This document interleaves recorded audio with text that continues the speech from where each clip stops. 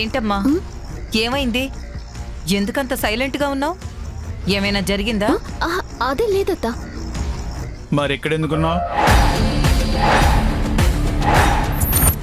అదే ఈ మొక్క చూడటానికి చాలా ముద్దుగుంది. నా రూమ్ లోనూ ఇట్లాంటిది తెచ్చి పెట్టుకుంటే బాగుంటుందా అని చూస్తున్నా, అంతేగాని వేరే ఏం లేదు. అబద్ధం అబద్ధం.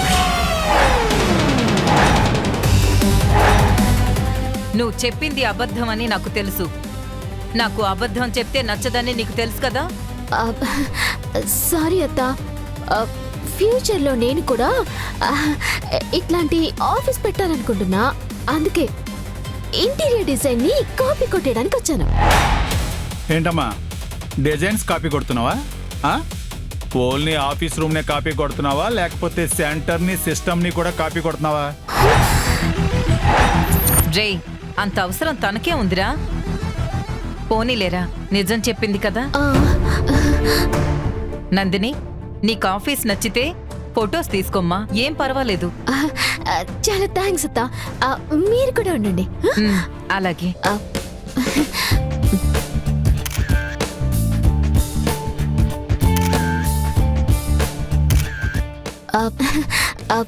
థ్యాంక్స్ అత్త. చూసావా ఈ అత్తయ్య దగ్గర అబద్ధం ఆడితే ఎలా కనిపెట్టేసిందో? ఇలాగే రేపు మీ ఒరిజినల్ అత్తగారి ఇంట్లో జరగకుండా చూసుకో. బాగా చెప్పాను కదా అక్క. సరేరా, అయితే రేపటి నుంచి నువ్వే క్లాసెస్ తీసేసుకో. నేను ఇంట్లో హాయిగా ఉంటాను. అంత పని మాత్రం చెయ్యొద్దక్కు. వీళ్ళతో నేనెక్కడ ఎక్కగలను?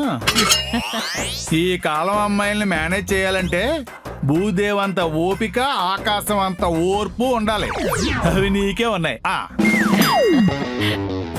సరే అత్తమ్మా, నేను వెళ్ళొస్తాను. అలాగేనమ్మా. మంచి పిల్ల. ఎరా, ఇందాకేదో అడిగావు, ఏంటది? అదే అక్క, నా వీపు మీద పుట్టుమచ్చ ఉందేమో చూస్తావని. ఎరా, ఒకవైపు నా భర్త కష్టాల్లో ఉంటే, డబ్బు కోసం ఇబ్బంది పడుతుంటే ఏం చేద్దామని ఆలోచించడం మానేసి ఒంటి మీద మచ్చలు లెక్క పెట్టుకుంటున్నావా? అంటే బావ గురించి ఆలోచించడానికి నువ్వు ఉన్నావు కదా అక్క. ఓ, నేను కూడా ఆలోచించి బాధపడాలి, అంతే కదా? అలాగే బాధపడతాను. అయినా మీ ఆయనకి డబ్బు అవసరం ఉంది అని నీకు తెలిసినప్పుడు ఆ సాయి మీద నువ్వే చేయొచ్చు కదక్క. అవసరమైనప్పుడే మనిషిని నొక్కేయాలక్క.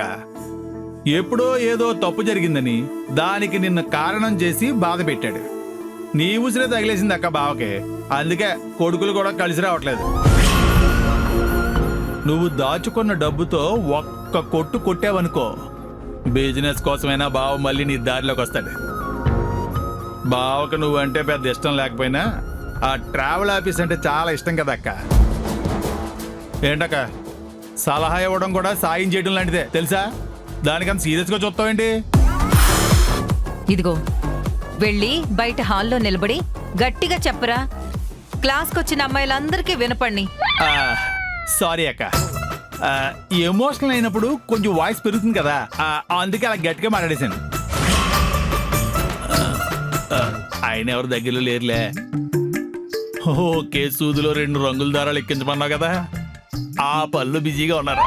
అది సరే కానీ మీ బావకి డబ్బు ఇవ్వాలని నాకు ఉందిరా. అక్కో, నేనేదో మాట వరుసగా అన్నానులే గాని నువ్వు పోగేసిందంతా దారబోసేకు. రే, పాపం ఆయన టెన్షన్ పడుతుంటే నాకు బాధగా ఉందిరా. ఇదిగో, నువ్వు బాధపడతావని తెలిస్తే ఇంకో 4 టెన్షన్లు ఎత్తి మీద వేసుకుని మరీ వస్తాడు. ఆ ఛాన్స్ మాత్రం ఒక బాకే. నాకు తెలుసులేరా. ఇదిగో, మనం మాట్లాడుకునేటప్పుడు కాస్త జాగ్రత్తగా మాట్లాడుకోవాలి. సెంటర్లో 3 అమ్మాయిల్ని మనం సెలెక్ట్ చేసుకున్నామన్న విషయం ఇంట్లో తెలియకూడదురా. ఎలా తెలుస్తా అక్క? ఎవరైనా మనకి తెలియకుండా కెమెరా పెట్టి రికార్డ్ చేస్తే తప్ప ఇంటి విషయాలు, ఆఫీస్ విషయాలు బయటికి ఎలా వస్తాయి? ఏమోరా, నాకు నీ మీదే డౌటు. నా మీద? అసలే వెర్రి బాగులోడివి. బలహీన క్షణంలో ఎక్కడైనా వాగేస్తావేమోనని నా భయం. అత్తయ్య, వస్తున్నానమ్మా. ఎరా, ఇంకొక విషయం, రాధిక అండ్ బ్యాచ్ మీద మనం కాన్సంట్రేషన్ చెయ్యాలి. ముందు మన గోపిగడికి సెట్ అయిపోతే మిగతా ఇద్దరి గురించి తర్వాత ఆలోచించొచ్చు. ఏంటి బలహీన క్షణాల్లో నేను వాగేస్తానా? ఈ వర్షం కురిసిన రాత్రులు బలహీన క్షణాలు నాకెక్కడున్నా?